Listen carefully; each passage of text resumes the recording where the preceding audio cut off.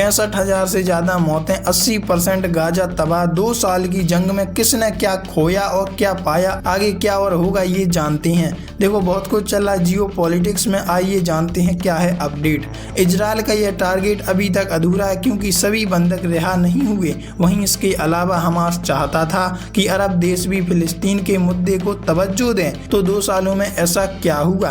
देखो 2 अक्टूबर 2023 की सुबह हमास के हजारों लड़ाके इजराइल में घुसे और करीब 1200 लोगों का कत्ल किया। 251 लोगों को बंदी बनाकर ले गए। 8 अक्टूबर को इजराइल ने गाजा में हवाई हमला करना शुरू कर दिया। हमास को खत्म करने का अहद कर लिया।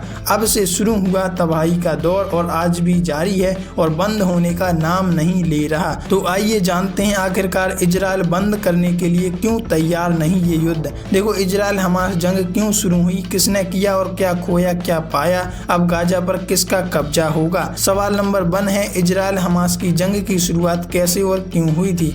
जवाब में है कि 7 अक्टूबर 2023 को हमास ने गाजा से इजराइल की ओर 5000 से अधिक रॉकेट और मोर्टार दागी। सैकड़ों हमास लड़ाके गाजा की सीमा तोड़कर दक्षिणी इजराइल में घुस गई। इसमें पैराग्लाइडर गाड़ियों और समुद्री रास्तों का इस्तेमाल किया।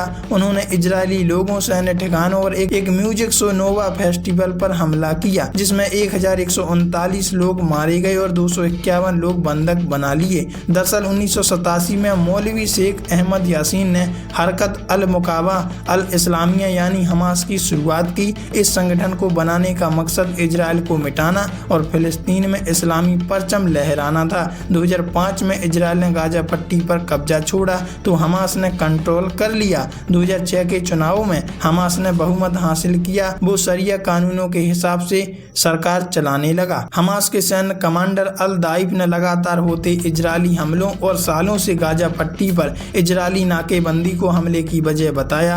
हमास ने यह भी आरोप लगाया था कि अप्रैल 2023 में अल अक्सा मस्जिद पर ग्रेनेड फेंककर इजराइल ने उसे अपवित्र किया। 7 अक्टूबर का हमला उसका भी बदला था। विदेशी मामलों के जानकार और जेएनयू रिटायर्ड प्रोफेसर ए.के. पासा के मुताबिक हमास के इजराइल पर हमला करने की 3 बड़ी वजह बनी। हमास फिलिस्तीन के मुद्दे पर ग्लोबल सपोर्ट चाहता था।